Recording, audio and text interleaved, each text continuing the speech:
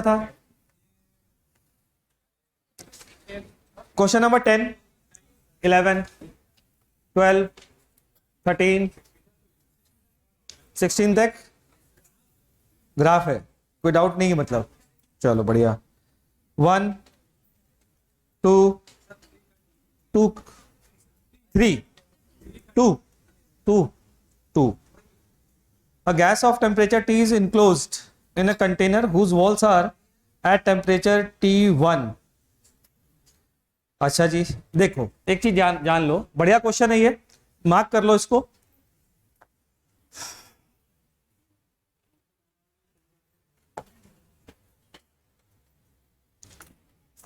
ये एक रूम जिसके अंदर गैस है टेम्परेचर T0 पर। ध्यान से देखो भाई, टेम्परेचर का मीनिंग क्या होता है वो याद करो, और इस बात पर ध्यान दो कि आखिरकार प्रेशर फील होता कैसे है किसी भी वॉल पर। पता है ये बात? वॉल पर मॉलिक्यूल आता है, टकराता है, वापस जाता है, ठीक। वॉल के भी मॉलिक्यूल होते हैं, वॉल के मॉलिक्यूल इससे टकराते हैं, अपनी एनर्जी को इसको देते हैं और ये वापस लौटता है, ठीक। ध्यान से सुनना, यहां से एक मॉलिक्यूल आ रहा था, मेरे हाथ की एनर्जी बहुत स्लो थी, तो लौट करके इसको जो एनर्जी मिलेगी कम मिलेगी, ठीक है। अब मेरे तरफ आ रहा है, झापड़ दिया खींच के, तेजी से भागेगा, तो वही हो रहा है। अगर यहाँ की वॉल का टेम्परेचर हाई है तो इस वॉल के मॉलिक्यूल ज्यादा तेज ऑसिलेट कर रहे होंगे, तेज झपड़ मारेंगे। यहाँ का temperature T1 less than T0 है, कम, तो कहां पर मोमेंटम ज्यादा ट्रांसफर होगा, हायर टेम्परेचर वाली वॉल पर या लोअर टेम्परेचर वाली वॉल पे? तो प्रेशर कहां ज्यादा फील होगा? पढ़ लो और आंसर आ गया, खत्म। हाँ बेटा, फर्स्ट ही बता दूं? चलो फर्स्ट ही बता देता हूं। A gas is enclosed in a cylinder with a movable frictionless piston, ठीक है। Its initial thermodynamic state at pressure Pi, ठीक है, P V की पावर 5/3 इक्वल्स टू कांस्टेंट, ठीक। अब दिया क्या गया है? Consider another thermodynamic process that brings the system from the same initial state to the same final state in 2 steps, an isobaric expansion। सबसे पहले ये बताएं कि इसमें पुराने वाले में वॉल्यूम बढ़ रहा है कि घट रहा है, जरा देखो। प्रेशर क्या हो रहा है? कम हो रहा है, तो वॉल्यूम बढ़ेगा, इसका मतलब ऐसा प्रोसेस हुआ, एडियाबैटिक। अच्छा, अब इन्होंने कहा है कि आप दूसरा काम ये करिए, consider another thermodynamic process that brings the system from the same initial state to the same final state in 2 process steps, an isobaric expansion at P1, at isobaric expansion at P1, ठीक। आगे बढ़ो। Followed by an isochoric process at volume V1, मतलब ये है process, ये और ये है सेकंड केस में, ये है फर्स्ट केस में। यहां तक समझ में आ गया? ये है इनिशियल स्टेट, ये है फाइनल स्टेट, ये है प्रेशर, ये है वॉल्यूम। अब क्वेश्चन क्या पूछा है? The amount of heat supplied to the system in the 2 step process is approximately, बिल्कुल इसका होगा nCp delta t plus nCv delta t, ठीक, और इसका 0 रहेगा। तो the amount of heat supplied to the system in the 2 step process is अच्छा 2 step process में पूछ रहा है, 2 step process में हाँ, कोई जरूरत ही नहीं गैस की इंफॉर्मेशन के लिए। मोनोटॉमिक दिया है क्या? ये देखना, ये 5/3 गामा दिया है ना, ठीक। Question number 3, third. A gas consists of particle moving around in random direction in a balloon filled with hydrogen gas at the same room temperature. Fine. The hydrogen molecule would have the same average kinetic energy as the air molecule. Average relative molecular mass of air molecule equals to 29, फलाना ढिकाना, ठीक है। अब इसमें doubt बोलो क्या है?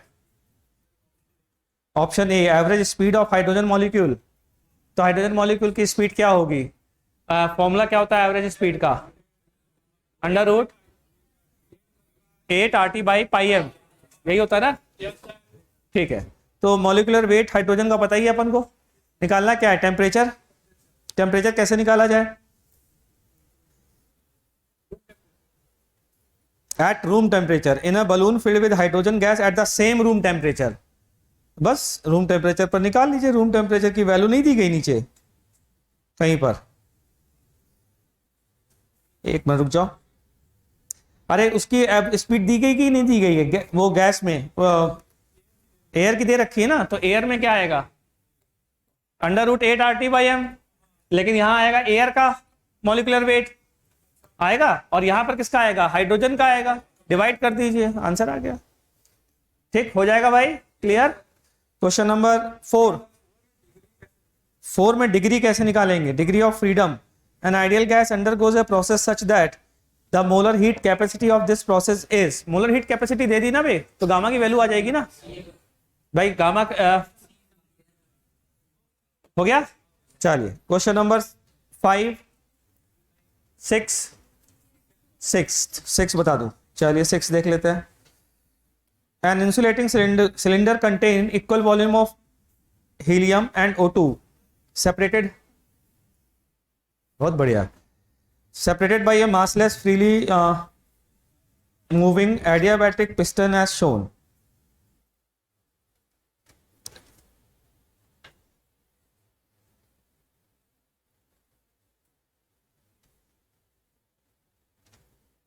बढ़िया question है यार, शाबाश।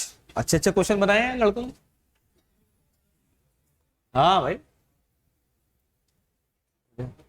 ये सब वेद सर की देन है, जो आपको SHM की क्लास लेने आए थे, उन्हीं की देन है सारे क्वेश्चन। ये तो बहुत ही बढ़िया यार। मतलब थर्मोडायनेमिक्स का सीरियसली इतना शानदार बना है कि पूछो नहीं। मैं तो पहली बार देख रहा हूं। हैं? हालत खराब होनी भी चाहिए। बहुत बढ़िया बनाया, मतलब अल्टीमेट है। इसको आपने अगर ढंग से कर लिया, घोट के पी गए अगर, तो एडवांस में तुम्हारा ये टॉपिक तो पक्की बात हो ही जाएगा।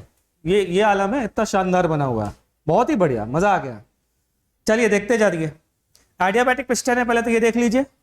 सिलेंडर कैसा है? इंसुलेटिंग। अरे है ना यार, दोनों प्रोसेस कैसे होंगे? आइडियाबैटिक कंफर्म हो गया। चलिए आगे बढ़ते हैं। अब इन्होंने बोला है कि ये प्रोसेस कहां से कहां तक ले जाना है? जल्दी बोलो, कहां से कहां तक प्रोसेस ले जाना है? हाफ। ठीक, कौन किसका वॉल्यूम हाफ? सिर्फ हीलियम का हाफ। तो हीलियम के लगा दीजिए P, इनिशियल प्रेशर मान लेते हैं P0 है, ठीक, इंटू L, या हाँ ठीक है, L की power gamma equal to P0 into L/2 की पावर गामा। क्या हीलियम का गामा पता है मोनोटॉमिक के कारण? तो ये P0 नहीं होगा, सॉरी, P। सही है। फाइनल प्रेशर भी दोनों का सेम ही होगा। सोचो, ये मासलेस पिस्टन है, दोनों साइड से लगने वाला फोर्स बराबर होना चाहिए, तो फाइनल प्रेशर दोनों का सेम होगा। ठीक, अब क्वेश्चन क्या पूछा है? प्रेशर इन, अरे तुम्हारी ऐसी की तैसी करो सूरो। किसने पूछा था ये क्वेश्चन? थप्पड़ मारूंगा खींच के सूर। ए ऑप्शन, मतलब ए ऑप्शन तो सीधा सीधा आ जाना चाहिए। अच्छा, डी में डाउट होगा। हाँ हाँ हाँ हाँ हाँ हाँ, ये तो सर हो ही गया था हमसे। हाँ, volume of O2 chamber will be. Fan of करना है, जा ऑफ कर। तू कर दे यार भाई, request, I beg to pardon, कुछ भी। हाँ, वो जो छोटे में नहीं बोला जाता था। हाँ, सारे मत कर यार, ऐसा क्या? इधर गर्मी सबको लग रही है क्या? ठंड लग रही है? ठंड लग रही है? ठंड लग रही है, स्वेटर पहन के आया करो बे। ये वाला पहन बंद करो यार तुम।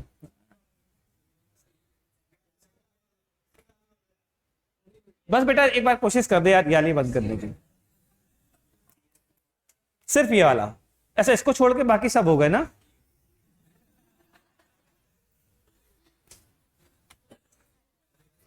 हाँ, ये बंद हो गया।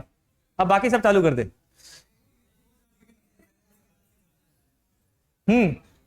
Thank you. Volume of O2 chamber कैसे निकालें? इनिशियल प्रेशर P0, L की पावर गामा, लेकिन किसका? ये वाला गामा क्या था? मोनोटॉमिक वाला, ये वाला डायटोमिक वाला इक्वल्स टू नया वाला प्रेशर वही रहेगा, सेम रहेगा। यहां पर एल डैश हमें नहीं पता, गामा डी और ये गामा एम, डिवाइड कर दीजिए, इक्वेशन आंसर आ गया। ठीक, क्लियर भाई? ठीक है। क्वेश्चन नंबर 7, मोनोटॉमिक डायटोमिक कैसे पहचाने वे? वो तो निकाल लेंगे ना, कैसे?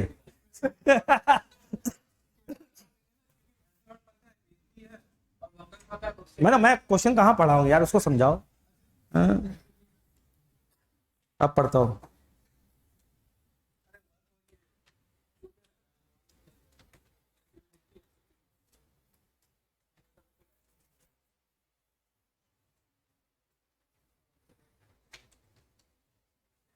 एक आइसोथर्म है और दो जो है आइसोबार है। ठीक है, आइसोथर्म में जो वर्क होता है, सॉरी, W और Q के बीच का रेशियो पूछा गया है इन्होंने। तो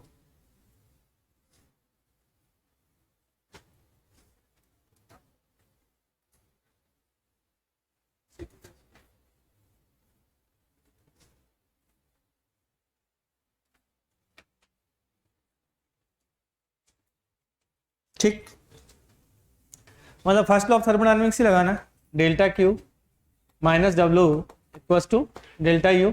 तो मैं डेल्टा क्यू वर्सेस डब्ल्यू का ग्राफ ड्रॉ करना है, ठीक है ना। तो यहां पर एक है आइसोथर्मल, तो आइसोथर्मल में डेल्टा यू की वैल्यू क्या रहेगी? 0। तो डेल्टा क्यू और डब्ल्यू एक दूसरे के प्रोपोर्शनल आएंगे। और दूसरे केस में क्या है, ये अमाउंट कुछ आएगा, ये अमाउंट आएगा तो उसको कन्वर्ट करोगे तो जाहिर सी बात है स्लोप बढ़ जाएगा। तो इन दोनों को कंपेयर कर दे बस। भाई इसकी वैल्यू क्या होगी, ये देख, इसकी वैल्यू क्या होगी? W की value in case of isobaric process NR delta T होती है, कंफर्म। अच्छा, डेल्टा U की वैल्यू क्या होगी? F/2 NR delta T। तो क्या मैं कह सकता हूं F/2 + 1 NR डेल्टा T? तो इसको W फिर से W लिख दिया। इस बार का स्लोप बोलो कैसा होगा? F/2 + 1, और पुराना वाला स्लोप कैसा था? 1। अब हो जाएगा, शाबाश। क्वेश्चन नंबर 8, 8 में डाउट है? चलिए 8 देख लेते हैं भाई। तो इसमें ये डाउट है कि मतलब ऐसा नहीं हो सकता क्या कि अपन पिस्टन को जब चलाए उसको, तो जितना वॉल्यूम कम हुआ स्प्रिंग की वजह से उतना वॉल्यूम और बढ़ गया? नहीं हो सकता ना, क्योंकि जितना वॉल्यूम कम होगा वो तुम इधर से जो फोर्स लगा रहे हो, स्प्रिंग फोर्स तुम्हारे हिसाब से एडजस्ट थोड़ा ना होगा। स्प्रिंग फोर्स का तो अपना एक हिसाब किताब है कि इतने एक्स पर इतना फोर्स लगेगा, तो उतना ही कम हो ऐसा जरूरी नहीं है। तो यहाँ पर आपको पूरा देखना पड़ेगा कि कैसे साहब। तो देख लेते हैं क्वेश्चन को। अच्छा क्वेश्चन है भाई, इंटीजर टाइप, क्वेश्चन नंबर 8। आज ही जाको वेद को मैं पार्टी दूंगा, बहुत बढ़िया बनाया है यार, सीरियसली बता रहा हूं। सर ने मेहनत किया, तुमने नहीं की है, तुम्हें पार्टी देंगे, सिलेक्शन ले आओ। ये क्या कह दिया आपने, सब चुप हो गए एकदम, सन्नाटा, इतना सन्नाटा क्यों भाई?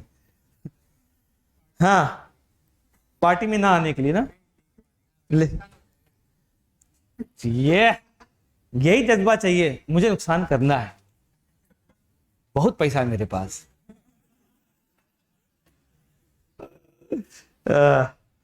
The area of cross section is 100 centimeters square and force constant of spring is इतना।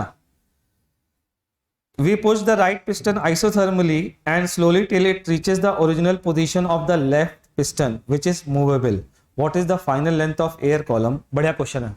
ये कह रहे हैं इसको पुश किया और तब तक पुश करते रहे जब तक कि ये वाला पिस्टन इस पोजीशन पर नहीं आ जाता। ठीक, यही क्वेश्चन है बच्चों। अच्छा, ये लेंथ पहले का इनिशियल वॉल्यूम दिया गया है, के दिया गया है। तो मान लेते हैं ये वाला पिस्टन यहां पर कहीं आ जाता है, तो ये लेंथ बची x और ये लेंथ थी l। क्या कह सकते हैं, पहले जो वॉल्यूम l था L इंटू ए, वो वॉल्यूम अब x इंटू ए बचा।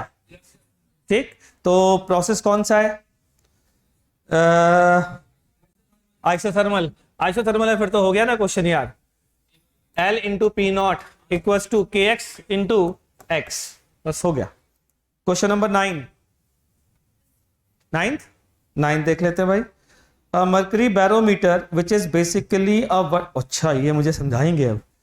Whose scale is on the stand behind the glass tube reads 740 mm. Because of the low reading, it is suspected that some air is present in the space above the mercury. The space is 60 mm long. वो तो होगा ही, बता क्यों रहे हैं बे? 740 अगर उसकी reading है तो 60 mm तो लॉन्ग होगा. स्पेस बचा कितना 1 मीटर में? चलो खैर, अच्छी बात है, बता दिया. The open end of the barometer is lowered further into the mercury reservoir when the barometer reading is 730 millimeter.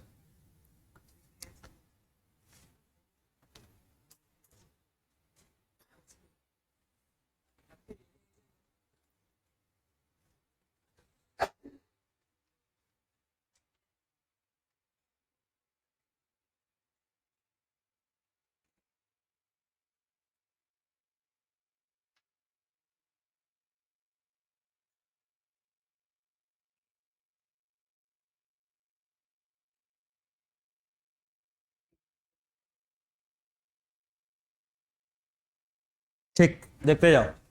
Question ध्यान से सुनना. पहला क्वेश्चन ये है, पहली इंफॉर्मेशन ये है कि बैरोमीटर मरकरी, ये मरकरी से भरा हुआ वेसल इसमें रखा हुआ है. ये है 60 mm का स्पेस, मरकरी यहां तक भरा हुआ है. ठीक, यहां पर मानना है कि कोई गैस है, होनी तो नहीं चाहिए, होना तो वैक्यूम चाहिए, लेकिन फॉल्टी बैरोमीटर है तो कोई ना कोई गैस इसमें है. ठीक, अच्छा, इसके बाद क्या हुआ, इसको और डिप किया. कितना डिप किया? फर्दर डिप किया. कितना? ये लिखा है the open end of the barometer is lowered further into the mercury reservoir when the barometer reading is 730 mm. ये 730 mm की बात कर रहा है, बैरोमीटर रीडिंग की. तो बैरोमीटर रीडिंग जो है वो है 730. तो यहाँ का पहले यहाँ का रीडिंग बोलो कितनी बता रहा था? 740. अब रीडिंग कितनी बता रहा है? 730. और स्पेस कितना बता रहा है? 40 mm. सही है भाई. P1 V1 equals to P2 V2. कैसे काम नहीं बनेगा? क्या पूछा क्या इन्होंने? एक बार पूछता क्या, ही तो देखें. What is the true atmospheric pressure? सही बात है. यहां से P1 V1 equals to P2 V2 लगा करके आप क्या करेंगे? हाँ ठीक है, P1 V1 equals to P2 V2 लगाने की भी जरूरत नहीं है अगर ये 740 प्रेशर दिया हुआ है यहां का.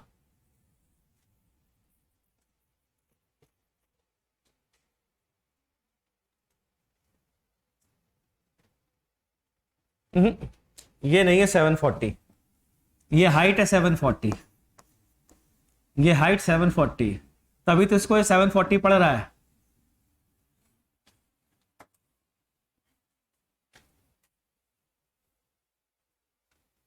हाँ ठीक है, सही है. तो पहली बार लिखेंगे 60 into p not minus 740, P not minus 740. Reading 740 है ना. ठीक, अगली बार ये हाइट कितनी है? 730. तो प्रेशर बोलो कितना होगा? पी नॉट माइनस 730 और वॉल्यूम कितना है? 40. इसको सॉल्व करिए, आंसर पाइए. ठीक, यहां से पी नॉट की वैल्यू आ जाएगी. क्वेश्चन नंबर 10, 11th में डाउट. चलिए 11 देख लेते हैं.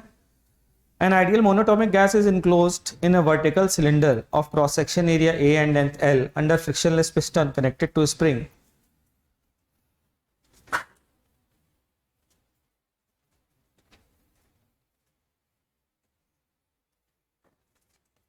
अब वाकई में ठंड लग रही है यार, है ना?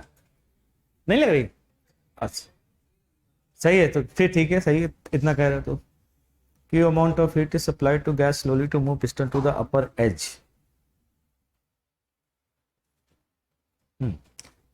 ये क्वेश्चन पे भी मार्क कर लो. 11th क्वेश्चन भी बहुत शानदार, जेई में आने की संभावना प्रबल.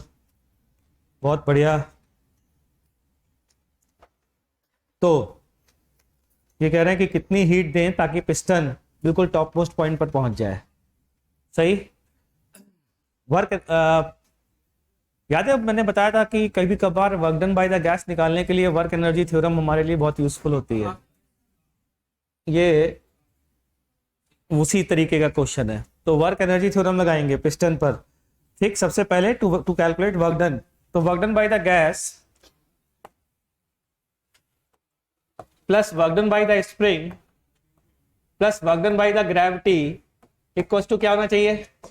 तो work done by the gas is negative of work done by the spring minus एक और होगा work done by atmosphere equals to 0।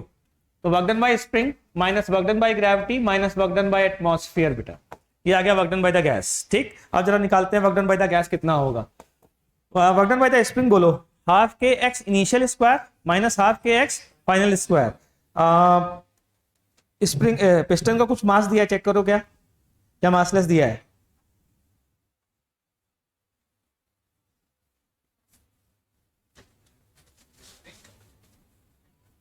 ये लिखा है ना, देखो equilibrium of piston is achieved when piston just touches the bottom.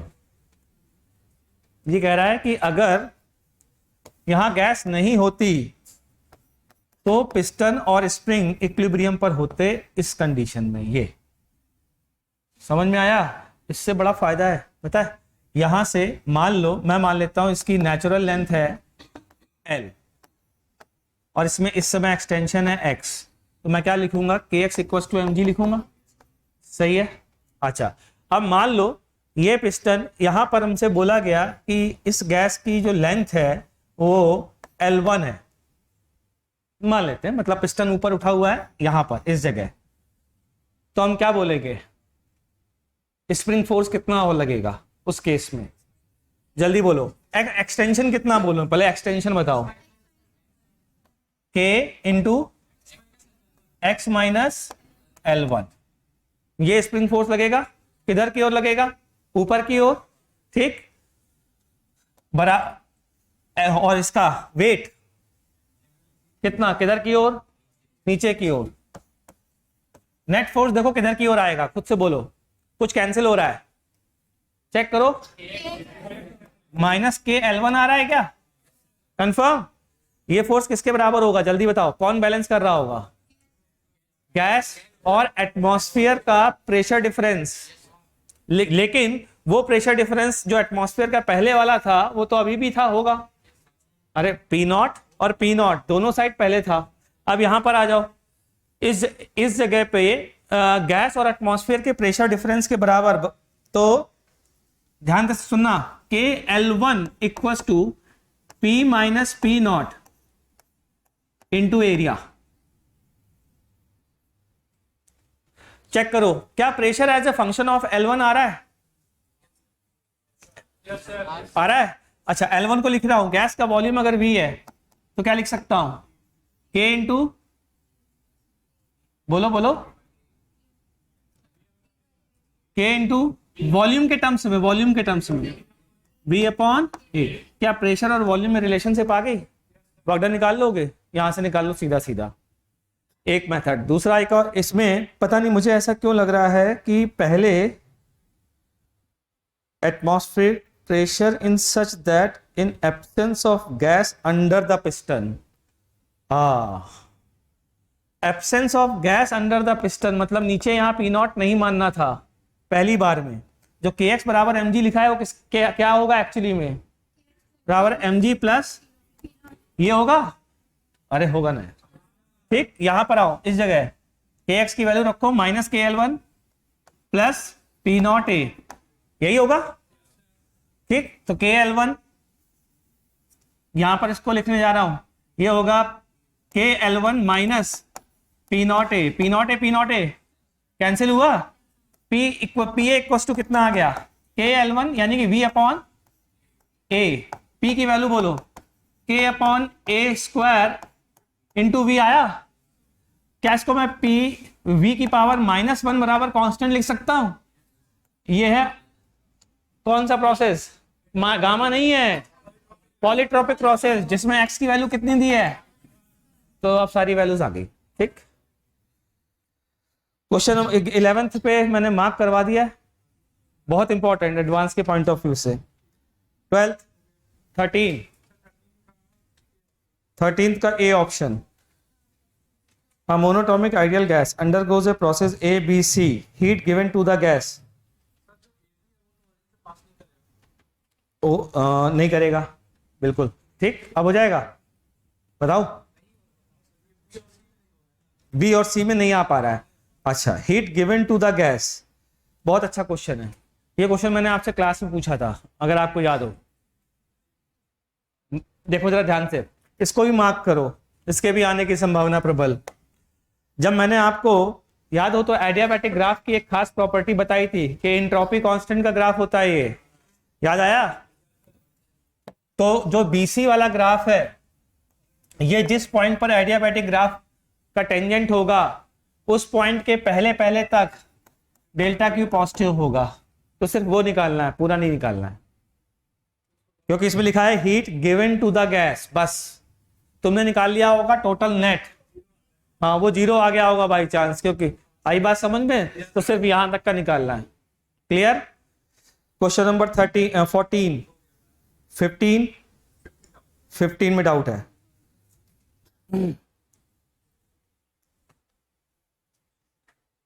15 भी अच्छा क्वेश्चन है, और ऐसे क्वेश्चन बहुत बार पूछे जा चुके हैं, इसलिए और अच्छा क्वेश्चन है।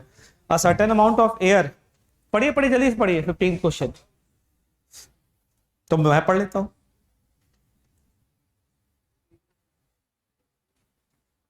If the tube is inverted isothermally, देखते जाओ, सभी लोग पढ़ लो।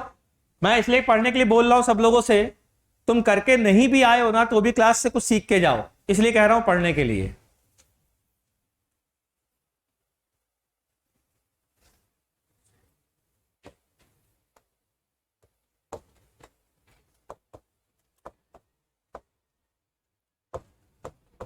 ध्यान देना, ये कह रहा है कि ये ट्यूब है, इसको इन्वर्ट कर दिया, उल्टा कर दिया, तो what will be the length of air column, air column की लेंथ क्या होगी, ये क्वेश्चन पूछा जा रहा है। क्वेश्चन क्लियर है?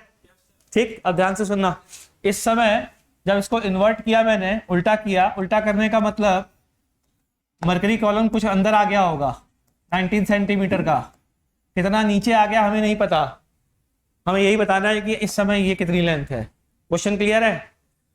P1 V1 equal to P2 V2, ये वॉल्यूम कितना 30, लेंथ, और ये प्रेशर बोलो, यहाँ का प्रेशर एटमॉस्फेरिक प्रेशर देखो कितना दिया हुआ है, 76 सेंटीमीटर ऑफ मर्करी कॉलम दिया हुआ है, तो ये बोलो कितना होगा 76 माइनस 19, ये हो गया प्रेशर इक्वल्स टू, अगली बार यहां पर आओ, ये है 76, यहां का प्रेशर बोलो 76 प्लस 19 इंटू बोलो x, क्या x की वैल्यू आ गई? खत्म हो गया, बस इतना क्वेश्चन था। ठीक है जी, क्या समझ में आई बात? चलिए बढ़िया। B part, to what temperature should the air column be heated so that it regain its original volume. अब ये कह रहा है यहां पर दो हीट, मोमबत्ती जलाओ, हीट दो, ही कब तक? कि जब तक ये फिर से ऊपर ना पहुंच जाए। प्रोसेस बोलो, प्रोसेस डिफाइन करो, इस समय का प्रोसेस कैसा होगा? ऊपर जो रखा हुआ वेट है वो चेंज हो रहा है क्या? तो आइसोबैरिक प्रोसेस, आइसोबैरिक प्रोसेस में इतना वॉल्यूम चेंज करने के लिए कितनी हीट देनी पड़ेगी? एनसीपी, खत्म हो गया। B part clear? C part, how much heat needs to be supplied to the air column for this purpose. अरे यही तो बताया था। टेम्परेचर कैसे निकालोगे? बी पार्ट कैसे निकालोगे? P कांस्टेंट है, इसका मतलब V1 by T1 equal to V2 by T2। Question number 16, अच्छा 17 भाई तुम लोग धन्य हो गए यार, मतलब मैं सीरियसली बता रहा हूँ, थर्मोडायनेमिक्स की इससे अच्छी सीट मैंने आज तक देखी ही नहीं है। इतनी बढ़िया सीट बनाई है, मैंने खूब एडिशनल सब सॉल्व कराई बच्चों को, लेकिन सर ने छांट के क्वेश्चन डाले हैं। घोट के पी जाना भाई इसको। अच्छा एक बार देख लेते हैं सोल्यूशन। टेलीग्राम में डालना शुरू कर दिया सर ने, मैंने बोला था मोस्ट प्रोबेबली कल से सोल्यूशन डाल देंगे सारे। ठीक,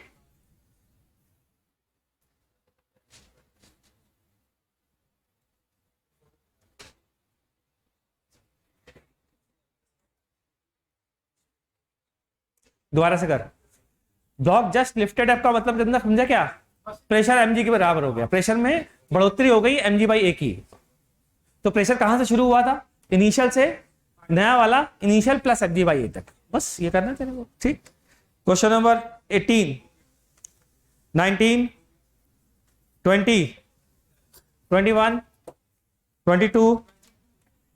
What is the ratio of the maximum volume to the minimum volume? तो इसमें वॉल्यूम चेंज तो पिस्टन आगे जाएगा और क्या? फिट है ना, फिट है? कहाँ फिट है? नहीं है बस, तो फिर तो हो जाना चाहिए यार, फिर तो क्या दिक्कत है भाई? Final volume minus initial volume, uh sorry, final volume upon initial volume, यही तो है मिनिमम मैक्सिमम वॉल्यूम, और क्या? दोबारा से कर। 23, 24, 25, 26, 27, 23 से 25 तक पूरा था दूं, ठीक है? 23 से 25, ये तो थ्योरी है जो क्लास में पढ़ाई गई तुमको। Root mean square velocity of atom of a vibrating diatomic molecules like H2 relative to its center of mass is।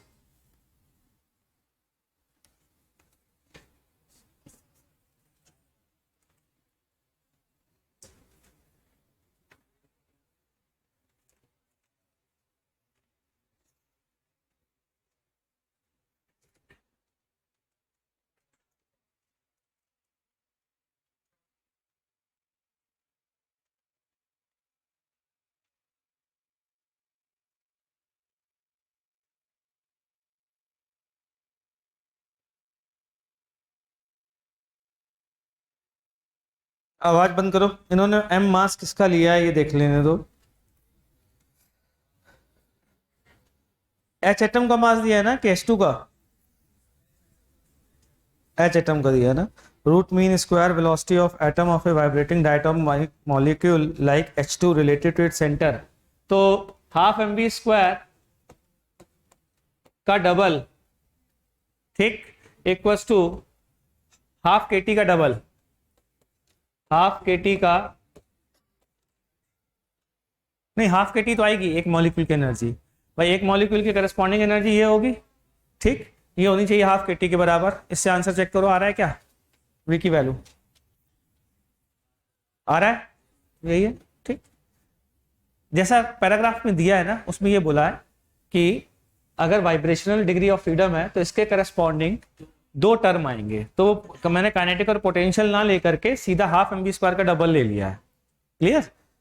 24, 25, एक मिनट, 23 पूछा बच्ची ने, 24, the root mean square angular velocity of a diatomic molecules, फिर से वही half I omega square, ये बराबर होना चाहिए फिर से हाफ kT के। क्लियर? चलिए 25, a diatomic molecule is moving without rotation or vibration with velocity vrms such that it is oriented along x-axis। ठीक भाई, ऐसे जा रहा है। It strikes a wall in yz plane, ये एक वॉल है, इससे स्ट्राइक करता है। While moving in positive x direction, the spring constant can be assumed to be k and time of collision is negligible. After all collisions are over, the molecule is moving along negative x direction and oscillating about its center of mass। नहीं, बहुत अच्छा question है ये तो बहुत ही बढ़िया question है। ये कह रहा है कि ये स्प्रिंग है ऐसी, ठीक, और यहाँ ये आ रहे हैं v वेलोसिटी से, दोनों लोग ये टकराए वॉल से। बताइए जितने पॉसिबल कोलिजन है वो सब हो गए, इसके बाद अब क्या होगा? मतलब फाइनली ये कैसे जा रहा होगा दीवार से कोलिजन के बाद?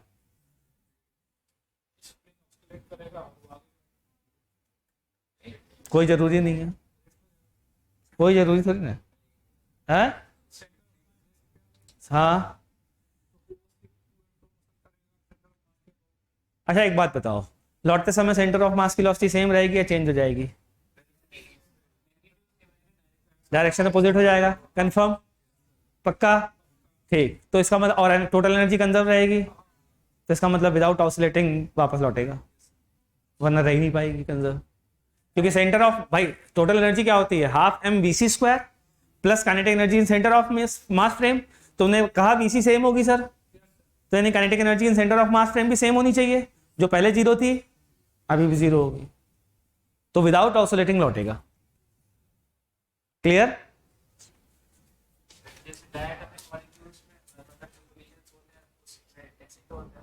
बिल्कुल बिल्कुल, ऐसे ही कह सकते हैं कि अगर पहले मतलब ये इस क्वेश्चन का आंसर है कि किसी ने कहा कि सर पहले वाइब्रेशन नहीं हो रहा था, तो क्या क्या गारंटी है कि कोलिजन के बाद वाइब्रेशन नहीं होगा? तो ये गारंटी है। आई बात समझ में? ठीक, अगला टॉपिक कौन सा है? इलेक्ट्रो। तो इलेक्ट्रो में कुछ बातें बता रहा हूं, करके आगे क्वेश्चन इलेक्ट्रो के।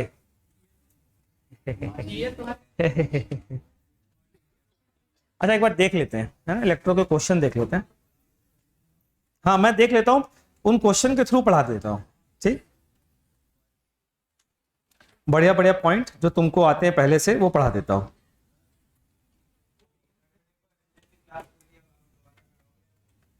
एसएचएम को भी छोड़ देते हैं, है ना, छोटा सा टॉपिक है, और अगर टाइम मिलेगा तो फिर बता दूंगा अलग से। ठीक, पहले अपन आगे बढ़ जाते हैं। किसका? फ्लूइड्स का डिस्कशन रह गया है क्या? कितना? पूरा? ठीक, फ्लूइड्स का डिस्कशन एक काम करते हैं, एसपीएसएस से क्लास उधार ले लेते हैं वापस, भाई उनको दी थी तो उनसे क्लास ले लेते हैं, उसमें डिस्कशन कर देंगे फ्लूइड का। ठीक, फिर एक क्लास मिल जाएगी तो एसएचएम देख लेंगे उसमें इसी तरीके से। ठीक, हाँ भाई, electrostatic and gravitation part A में कोई डाउट किसी को? पार्ट ए तो घिसा पिटा पुराना पार्ट है ना, कर करके छक गए हैं, या देख देख के तो छक ही गए हैं, कर करके छके हो चाहे ना है।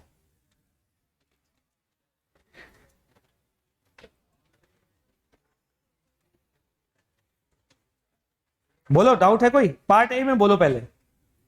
अच्छा चलो, ऐसे तो नहीं बता पाओगे तुम, हम समझ गए। क्वेश्चन नंबर 1 2 3 4 5 6 7 8 9 9 9 का कौन सा? चलिए फिर 9 से रिलेटेड बातें करने जा रहा हूं। बढ़िया क्वेश्चन है, सभी लोग ध्यान से देखें। ठीक, 9 और इस तरीके के क्वेश्चंस कैसे किए जाते हैं, तुम लोगों को कुछ अच्छे अच्छे पॉइंट बताने जा रहा हूं, वो बहुत सभी लोग ध्यान से सुनना।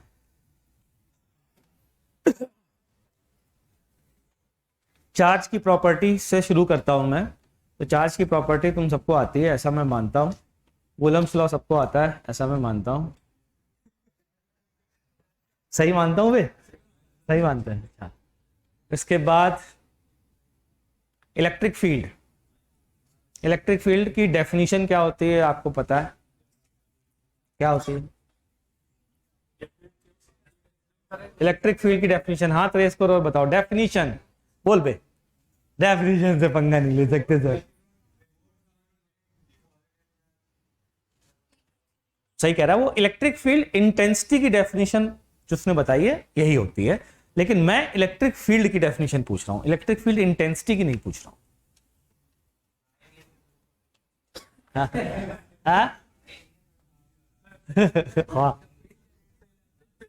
हाँ, field generated by a charge is called electrostatic field. Electric field की डेफिनेशन क्या होती है? तो इलेक्ट्रिक फील्ड की डेफिनेशन है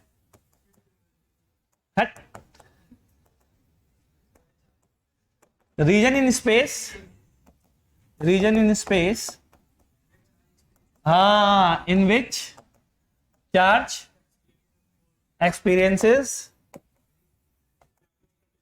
electric force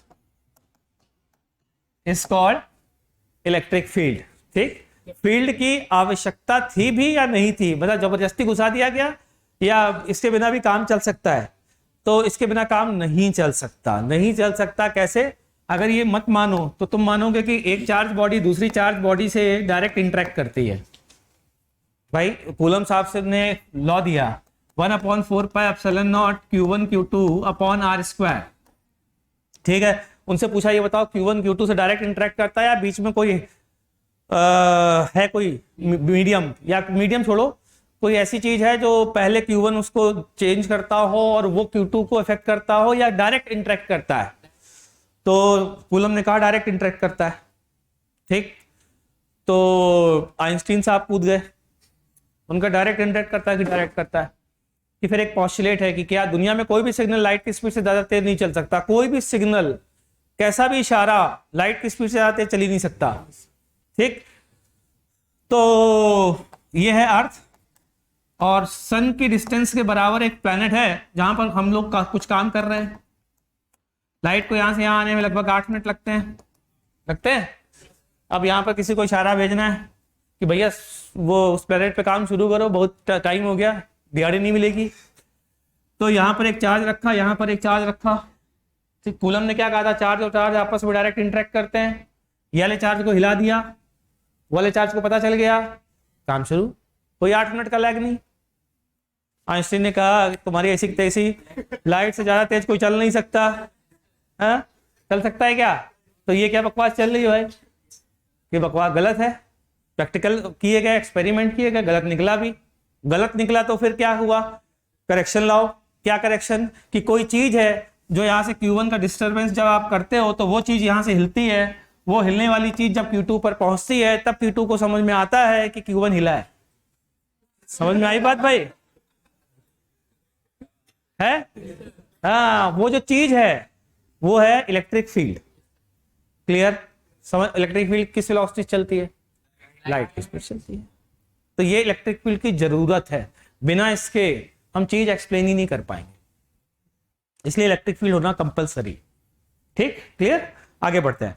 इसके बाद आप लोगों ने इलेक्ट्रिक फील्ड को मेजर करने के या क्वांटिफाई करने के 3 तरीके, इसको रिप्रेजेंट करने के 3 तरीके, इसका मैग्नीट्यूड निकालने के।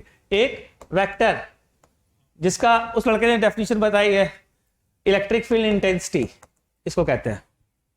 दूसरा तरीका रिप्रेजेंट करने का स्केलर, इसको क्या बोलते हैं? पोटेंशियल। तीसरा पिक्टोरियल, इलेक्ट्रिक फील्ड लाइंस। 3 तरीके से इलेक्ट्रिक फील्ड को रिप्रेजेंट किया जाता है। क्लियर? समझ में आ गई भाई? चलो आगे बढ़े।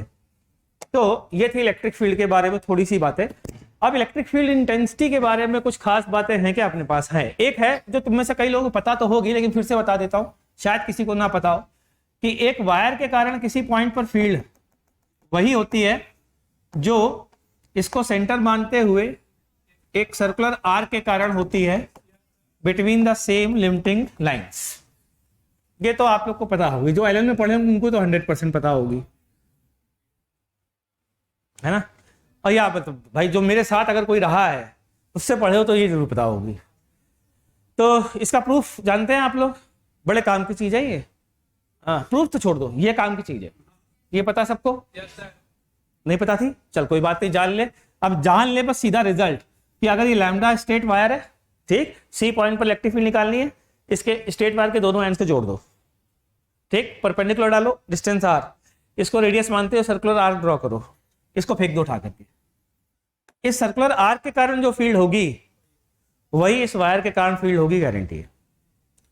कम से कम इससे एक तो फायदा है, क्योंकि तुम कहोगे कि सर क्या फायदा, किसी एक का तो याद करना ही पड़ेगा फॉर्मूला, मगर नहीं, एक फायदा है, डायरेक्शन आप सीधा बता सकते हो कि direction is always along angular bisector, क्योंकि एक सर्कुलर आर्क का डायरेक्शन हमेशा एंगुलर बाइसेक्टर के अलोंग होगा, सिमेट्री को देखते हुए। तो एटलीस्ट डायरेक्शन तो डायरेक्ट देख के बताया जा सकता है कि आज के बाद किसी ने कहा स्ट्रेट वायर के कारण यहाँ पर फील्ड का डायरेक्शन बोलो, तुम इसको इससे मिलाओ, इसको मिलाओ, इस एंगल का बाइसेक्टर, ये डायरेक्शन है, गारंटी। डायरेक्शन तो इससे फटाक से बताया जा सकता। क्लियर? चलिए आगे बढ़े। इसके बाद इलेक्ट्रिक फ्लक्स से पहले electric field lines. Electric field line की एक प्रॉपर्टी बता रहा हूं, आप सबको पता, बाकी प्रॉपर्टी तो होंगी, ये नहीं पता होगी, जान लो, अपनी कॉपी में लिख लो। ये Q1, ये Q2, ये Q3, ये ब्ला ब्ला ब्ला ब्ला और Qn, ये है एक फील्ड लाइन, इन सबके कारण इलेक्ट्रिक फील्ड लाइन। ठीक है? इसका किसी भी पॉइंट, कोई भी जनरल पॉइंट P ले लो, उसको Q1 से मिला दो, Q2 से मिला दो, Q3 से मिला दो, Q4 से मिला दो, Qn से मिला दो, और किसी भी एक साइड से सबके एंगल मेजर करो, θn, θ1, θ2, θ3, θ4। जान लो sigma QI cos θi constant होता है फॉर एनी पॉइंट P, चाहे P1 लो चाहे P2 लो, इस फील्ड पर कोई भी पॉइंट ले लो, ये हमेशा कांस्टेंट आएगा। इसका फायदा क्या है बताता हूं, जल्दी से इसको नोट करो। ये इलेक्ट्रिक फील्ड लाइन बताता हूं, जैसे इसका मतलब है Q1 cos theta 1 plus Q2 cos theta 2 बराबर सबका समीशन कांस्टेंट, जहां पर ये थीटा 1 है, एक लाइन से उस पॉइंट P को मिलाने वाली लाइन का एंगल, Q2 से उस पॉइंट P को मिलाने वाली लाइन का एंगल। ठीक, इसको थोड़ा और डिटेल में समझाने के लिए क्वेश्चन लेता हूं, पहले इसको नोट करो। अरे वाह, मेरा एक कंपनी में सिलेक्शन हो गया, you can get 7,000 per day. सबके पास आ रहा होगा आजकल। हाँ, आपका कंपनी में सिलेक्शन हो गया, 7,000 पर डे आप पा सकते हैं। इस पर व्हाट्सएप करें। किसी ने आज तक किया व्हाट्सएप? फिर ये कहते होंगे बैंक डिटेल दीजिए, है ना। हाँ हाँ हाँ, पहले आप हमको 2,000 रुपए दीजिए, रजिस्ट्रेशन हम आपका करेंगे, है ना। हाँ, रजिस्ट्रेशन फीस लगेगी। केबीसी का तो गजब आता होगा भाई। वो सब, वो एक बार मेरे पास आया कि सर आपकी लॉटरी लग गई। हमने कहा कितने जीरो पढ़ के बताओ। तो कहता है सर उसमें क्या, तो आपको देख ही सकते हो। मैंने फिर भी बताओ तो पढ़ के तुमने कितने जीरो भेजे हैं व्हाट्सएप में। उसने पहले भेजी थी लॉटरी, कुछ भी लिख दिया था, कुछ भी, इतने सारे जीरो।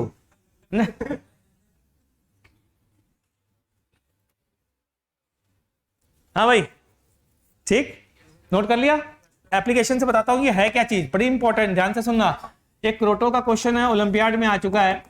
बेहोश मत हो जाना सुन करके, ध्यान देना कि बेहोश का मतलब तुम सोचो है ये हमसे क्या पूछा जाएगा। जेई में आने की संभावना है, एडवांस में आने की संभावना बहुत ज्यादा है ऐसे क्वेश्चंस की, ध्यान देना। तो Q1 Q2 दो चार्ज, ठीक, एक से फील्ड लाइंस निकली। फील्ड लाइन को यार कोई अच्छे से कलरफुल नहीं मिल पा रहा यार, पेन कहाँ बे, ये ये है ना, ये अच्छा लग रहा है। तो एक फील्ड लाइन ऐसी है, दिख रहा है, कहा गया ये है अल्फा, तो बताइए बीटा कितना होगा। ये क्वेश्चन याद आ गया। इसको लोग सॉलिड एंगल से करते हैं, हम नहीं करेंगे। फ्लक्स से हम कुछ भी नहीं करेंगे। हम कैसे करेंगे, जो अभी बताया उससे करेंगे। ध्यान से सुनना, अगर मैं यहां पर कोई पॉइंट ले लूं, यहां पर से पॉइंट ए, ये एंगल है थीटा 1। अबे बकर बकर बंद करो, करवाया था नहीं करवाया था। ये है थीटा 2, तो हम लिखेंगे Q1 cos theta 1 plus Q2 cos theta 2 बराबर क्या रहना चाहिए बच्चों, कांस्टेंट रहना चाहिए।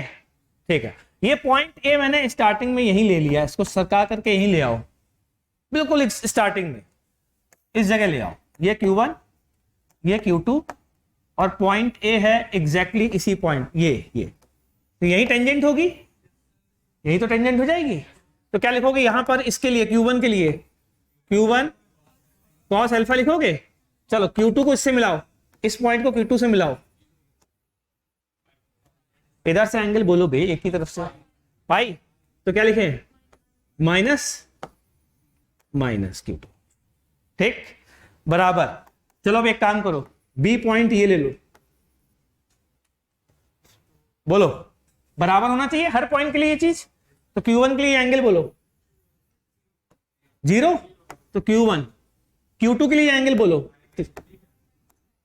हाँ, पाई माइनस बीटा, तो माइनस Q2 cos बीटा। अरे ये तो आंसर आ गया, बीटा की वैल्यू आ गई, आगे ये नहीं आएगी। ठीक, नोट कर लीजिए, नोट करिए।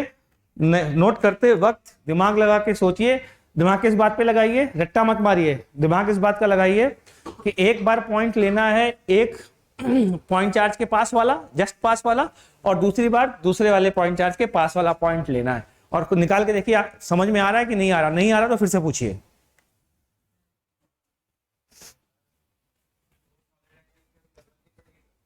ऐसे क्वेश्चन में जरूरत नहीं पड़ेगी, ऐसे क्वेश्चन में। सॉलिड एंगल अब बताता हूं सॉलिड एंगल क्या होता है ये बता दूं।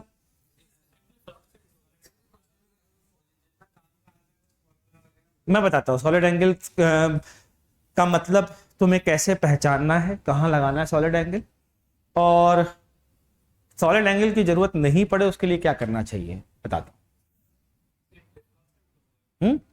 हाँ,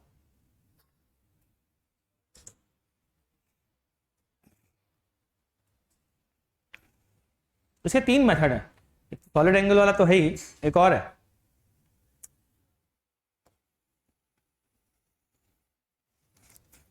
चलो छोड़ो, मेथड ऐसा नहीं, मुझे जो बताना था उस पर रहूं।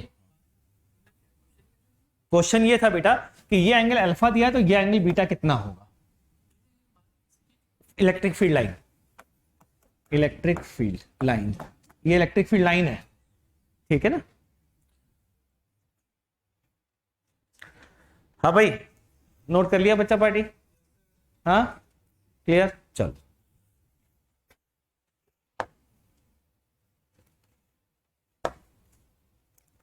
अब वो क्वेश्चन जो जेई में आया हुआ है फ्लक्स वाला, ये पॉइंट कहां दिया है बेटो, ये बताओ। जस्ट ऊपर, यहां क्यू चार्ज रखा है क्या? Plus Q. चल, और क्या क्या पूछा गया ये बताओ जरा।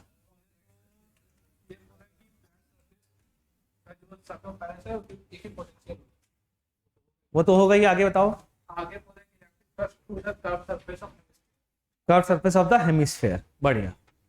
ये कह रहा है कि इस कर्व सरफेस से टोटल फ्लक्स कितना जाएगा, ये क्वेश्चन पूछा जा रहा है। क्यों भाई, कैसे बताएं, मत कोई बता सकता है कैसे?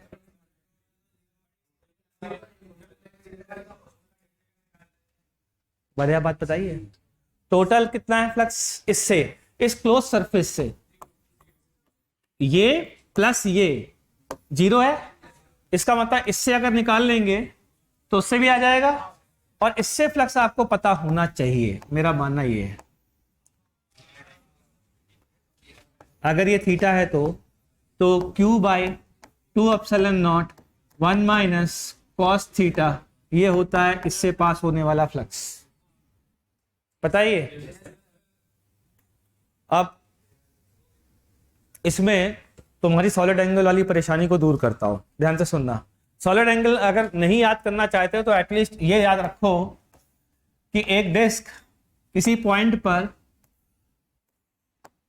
आर रेडियस का, उसकी सरकमफेरेंस है, यदि आर रेडियस का कोन बना रही है तो इस कोन में इतने वाले पार्ट के स्फीयर का एरिया निकालना है, मान लो तुमको, ठीक। तो या तो ये एरिया का फॉर्मूला याद कर लो और या सॉलिड एंगल के कॉन्सेप्ट याद कर लो, बात बराबर है, बात बराबर है। तुम स्फीयर के किसी पार्ट का एरिया याद कर लो और या सॉलिड एंगल का कॉन्सेप्ट सीख लो, बात बराबर है। तुम्हें जो समझ में आए, मतलब जहां जहां स्फेरिकल एरिया की बात आती है ना, वहां वहां लोग सॉलिड एंगल से काम कर लेते हैं। तो आप हमेशा ये सोचो कि क्वेश्चन यूनिटरी मेथड का है, पूरे सॉलिड स्फीयर से इतना, तो सॉलिड स्फीयर के इतने हिस्से से कितना। समझ में आ रही बात? सॉलिड एंगल वाले लोग क्या कहते हैं, वो कहते हैं कि 4 पाई सॉलिड एंगल से इतना, तो ओमेगा सॉलिड एंगल से कितना। तुम उसे सॉलिड एंगल के टर्म्स में बोलो ही नहीं, तुम बोलो इसको चारों तरफ से ढकने वाले स्फीयर 4 पाई आर स्क्वायर से इतना, तो इतने वाले पार्ट के एरिया से कितना। तो एरिया निकालना आना चाहिए, बस एरिया का फॉर्मूला याद कर लो। समझ में आ गई बात? एक स्फीयर के किसी पार्ट के एरिया का फॉर्मूला याद कर लो, तुम सॉलिड एंगल के सारे काम कर लोगे, तो जरूरत ही नहीं है। क्या चीज?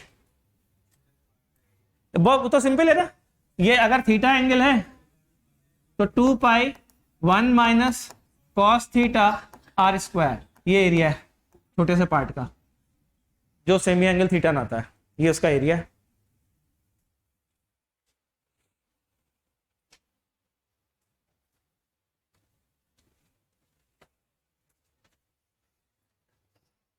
ठीक, चलिए अगले क्वेश्चन पर आते हैं। यहां तक की बातें मैंने इलेक्ट्रोस्टैट से रिलेटेड जो बतानी थी बता दी है आपको, कॉपी में लिख ली है। हाँ, बढ़िया, गुड। कॉपी है ये तुम्हारी, बहुत अच्छी है कॉपी है, सही बात है। खाली पेज है तो क्या करें, इसको यूज ही कर लेते हैं।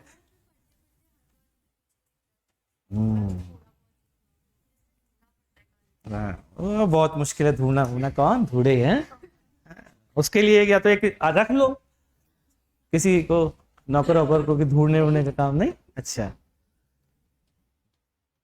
इतने नालायक हैं। शीट में ही आंसर लिखा जाएगा, शीट में ही सोल्यूशन लिखा जाएगा, तो जरूरत पड़ने पे कौन ढूंढे, सामने दिख जाता अपना आराम से लेटे लेटे, ऐसे हमारा जीवन बन जाता है, बिल्कुल है कि नहीं? हाँ, आलसियों की फौज।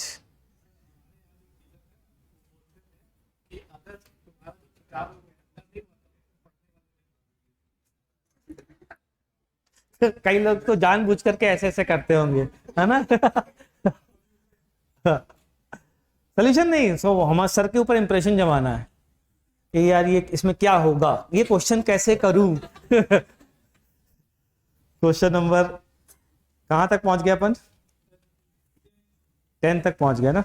11, 12, 13, 14, 15, 16, 17। और करके आए तुम लोग की बस मिले नहीं तो इसने कैसे कर लिया है? कब मिला था? ये देख क्या बोल रहा है ये, और तू कह रही मिला नहीं था।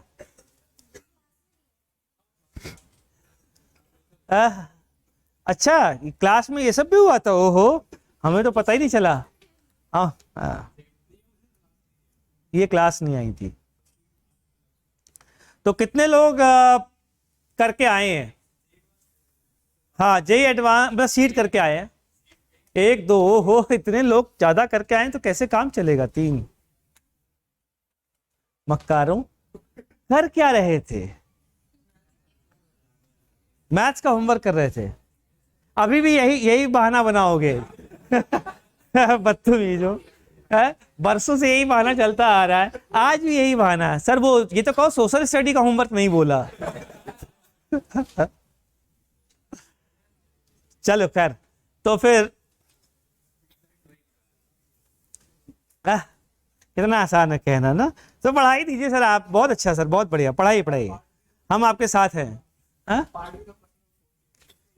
एक मिनट रुक जाओ कुछ। हाँ,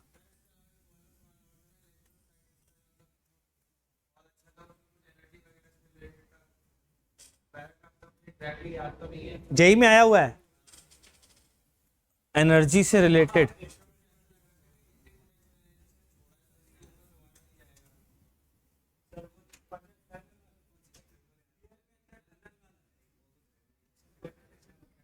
तो ग्रेविटेशन का तो नहीं बोल रहा बेटा? कोई बात नहीं, कोई बात नहीं। तू जहां पे इस क्वेश्चन को मिले ना, मार्क करके, इसकी 2 क्लास होंगी ना, इस तो नेक्स्ट क्लास में बता दूंगा तेरा वाला डाउट, ठीक? पार्ट ए में अच्छा, किसी को कोई स्पेसिफिक बात पूछनी है इस चैप्टर में कि सर ये बात समझ में नहीं आती है, मैं ऐसे बता देता हूं। हाँ, कंडक्टर तो सबको आता ही होगा। हाँ बोल, कंडक्टर के है क्वेश्चन?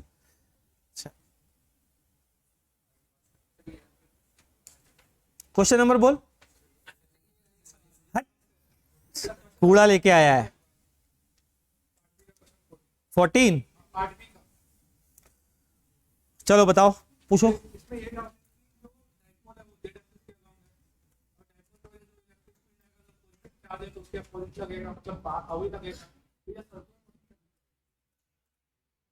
उसके लिए तो उसके फील्ड में सर्कुलर हो सकता है।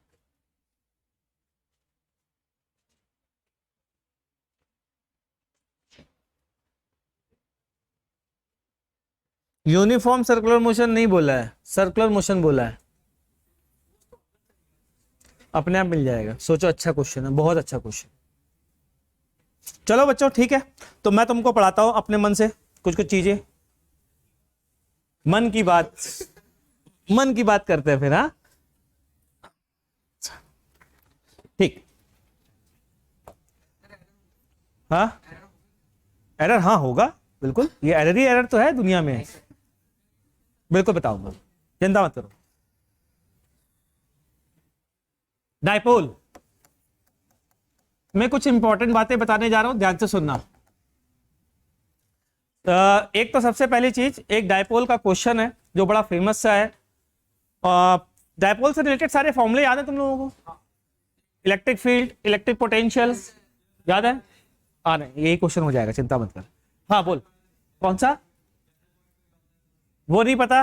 अच्छा, तो वो मना कर दिया गया था, किसने?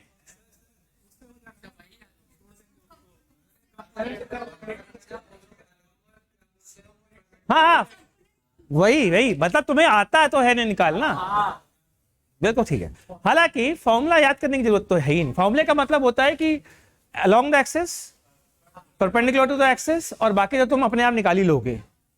जनरल फॉर्मूला जो है उसका फायदा तो होता है कि क्या फायदा होता है, 2kp/r³। जैसे मान लो ये डायपोल है, ये थीटा है, तो यहां पर ये और ये इधर 2kp/r³ cos थीटा, और इस साइड kp/r³ sin थीटा। ठीक, इसका रिजल्टेंट क्या आएगा? हाँ, √3 cos स्क्वायर थीटा प्लस। चलो, इंपॉर्टेंट बात यह है कि अगर कोई डायपोल रखा हुआ है, अगर कोई डायपोल कहीं रखा हुआ है तो उसके कारण से जीरो फील्ड नहीं हो सकती किसी भी पॉइंट पर। पहला इंपॉर्टेंट पॉइंट, किसी भी डायपोल के कारण स्पेस में जीरो फील्ड पॉसिबल नहीं है। दूसरा इंपॉर्टेंट पॉइंट, मैक्सिमम और मिनिमम फील्ड किसी भी स्फेयर पर, इसके चारों तरफ एक स्फेयर इमेजिन कर लीजिए, मैक्सिमम पॉसिबल फील्ड और मिनिमम पॉसिबल फील्ड वही होती है जो हमने पढ़ी है, मतलब एक्सियल और परपेंडिकुलर। एक्सियल पर फील्ड मैक्सिमम होती है, चेक कर लीजिए, और परपेंडिकुलर पोजीशन पर मिनिमम होती है। ठीक, ये दो पॉइंट याद रखिएगा या समझ में आ जाने चाहिए। ठीक है, अगला इंपॉर्टेंट पॉइंट है कि अगर कोई डायपोल रखा है, ध्यान से सुनिएगा, P मान लेते हैं, और यहां पर कोई इलेक्ट्रिक फील्ड है E, तो यहां पर एक, इस डायपोल को पॉइंट डायपोल मानते हुए एक r रेडियस की इक्विपोटेंशियल सरफेस एग्जिस्ट करती होगी। फाइंड दैट रेडियस, बताइए, कोशिश करिए, करिए, मैं एरोडो क्वेश्चन है ये।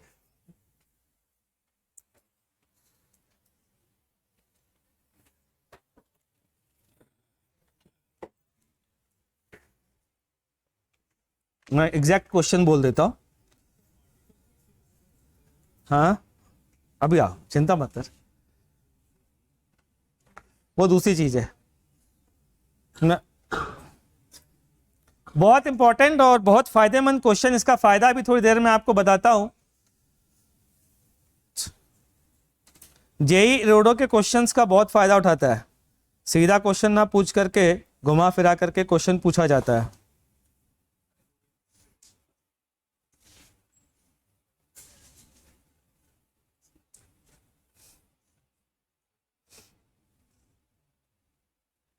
यार उससे बोलो माइक बंद हो चुका है।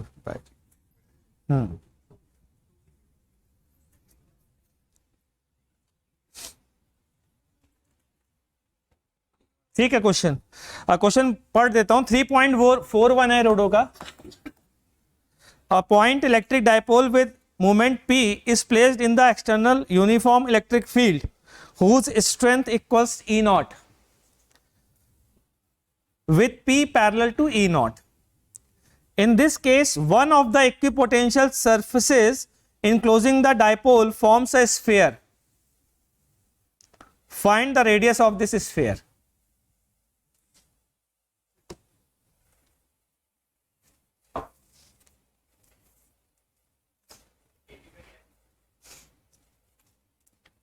देखो, चेक करो, सही आ गया।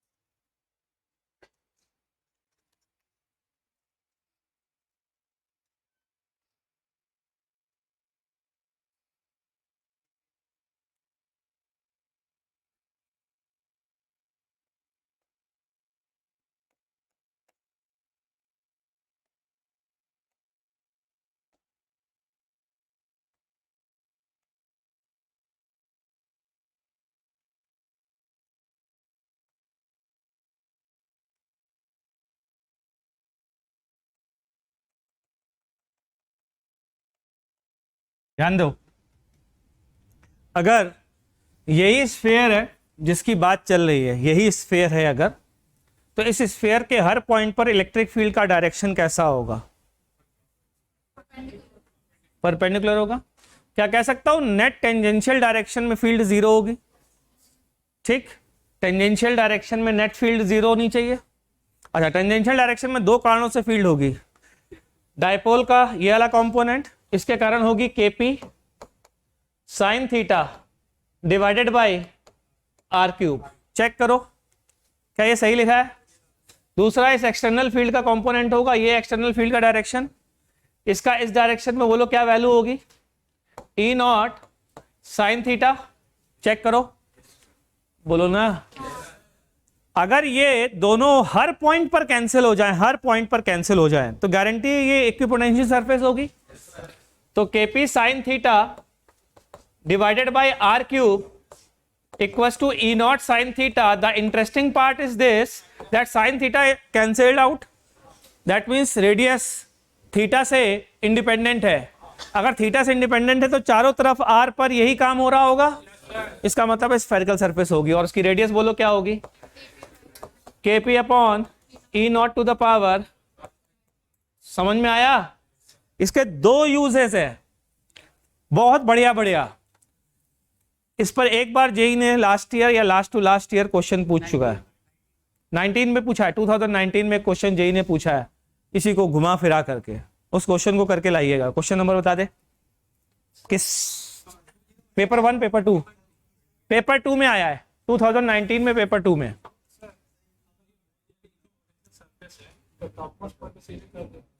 हाँ कर सकते हैं बिल्कुल। बेसिकली मैंने थोड़ा ज्यादा कर दिया है, मैंने प्रूफ भी कर दिया है कि इक्विपोटेंशियल सरफेस क्यों होगी ये, वरना उस क्वेश्चन को करने की जरूरत नहीं है सब। तो उसने कह दिया है तो हम किसी भी पॉइंट पर कर दें, है ना। लेकिन तुमको एक बढ़िया, इस चीज से एक बढ़िया रिजल्ट ला के दिखाऊंगा नेक्स्ट क्लास में। इसको पहले नोट कर लो, जल्दी से कर लिया? ठीक, एक अगला रिजल्ट देखिएगा, बहुत ही शानदार।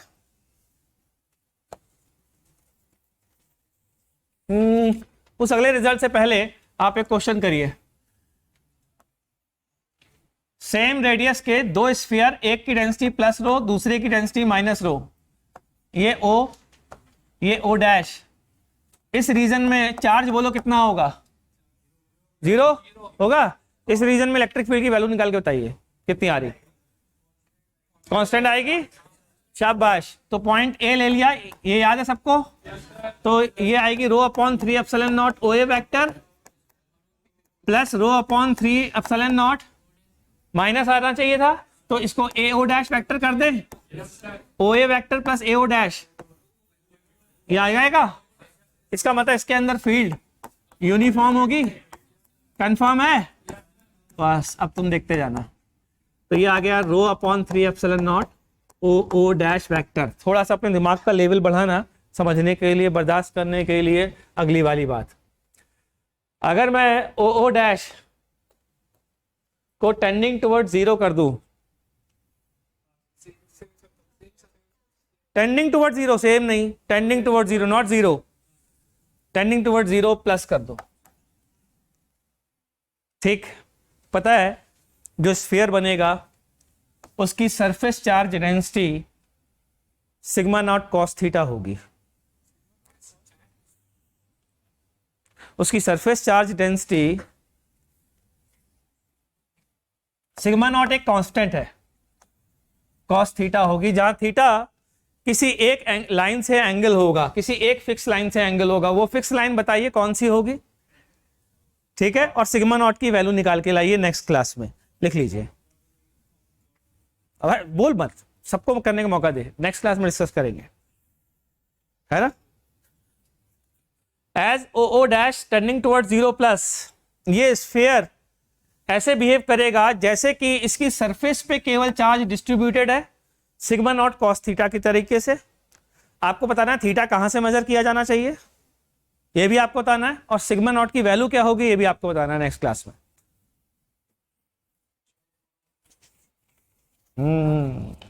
इसीलिए कह रहा हूं अब जेई इस पर क्वेश्चन पूछेगा अगली बार। ठीक, तो ये क्वेश्चन आप करके लाइए नेक्स्ट क्लास में। तो मिलते हैं नेक्स्ट क्लास में, टाटा बाय बाय।